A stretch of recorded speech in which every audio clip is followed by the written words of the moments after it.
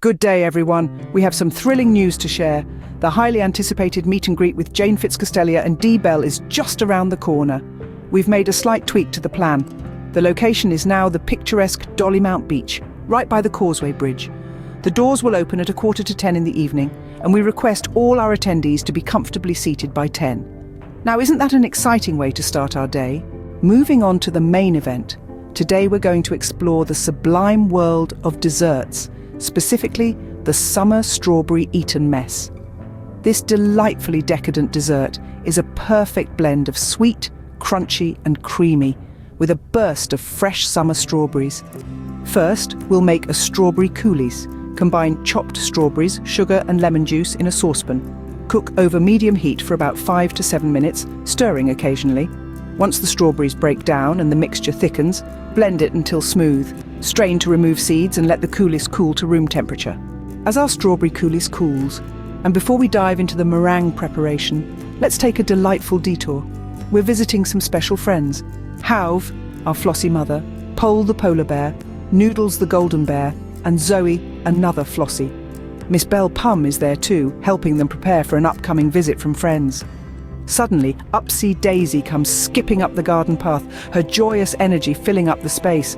But wait, it's the Ninky Nonk, and it's carrying the rest of Upsy Daisy's crew, including the Tomblyboos. Oh, but it seems there's a bit of trouble. Tomblyboo Oo is feeling queasy, and Tomblyboo E seems to have eaten raw chicken on the ride over. And poor Tomblyboo Un, he's clogged the toilet on the way. In the midst of the chaos, Tomblyboo Oo gets sick into a sock, which then, oh no, gets put on an old man's foot. What a calamity.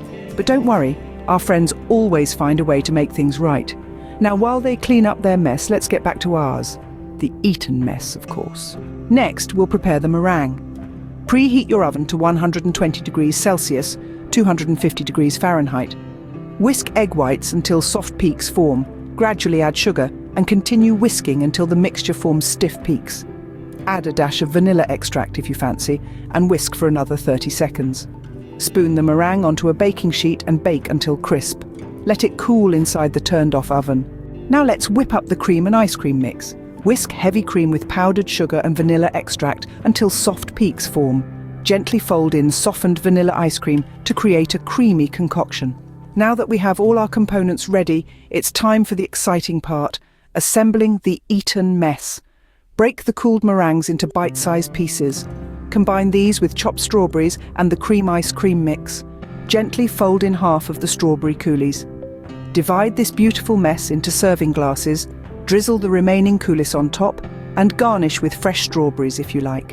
And there you have it, a delightful summer strawberry Eton mess ready to be devoured. Remember, the key steps are making the strawberry coulis, baking the meringue, preparing the cream and ice cream mix, and finally assembling it all together. Serve immediately and enjoy this cool, creamy and fruity summer dessert. Until next time, happy cooking. Before we sign off, we've got a funny story to share from the Flossy friends. It seems Miss Belle Pum had a rather unpleasant cooking misadventure. In a mix-up that will go down in Flossy Friends history, she accidentally added, wait for it, human poo instead of beef to the stew. Macca Pacca was so shocked, she threw Iggle-Piggle at Miss Belle Pum in outrage. But that wasn't the end of the mishaps. Out in the street, a man vomited into 6 girls' hair, setting off a chain reaction of vomit that ended up in a lady's purse and a pot of paint. Talk about a domino effect. And here's the cherry on top.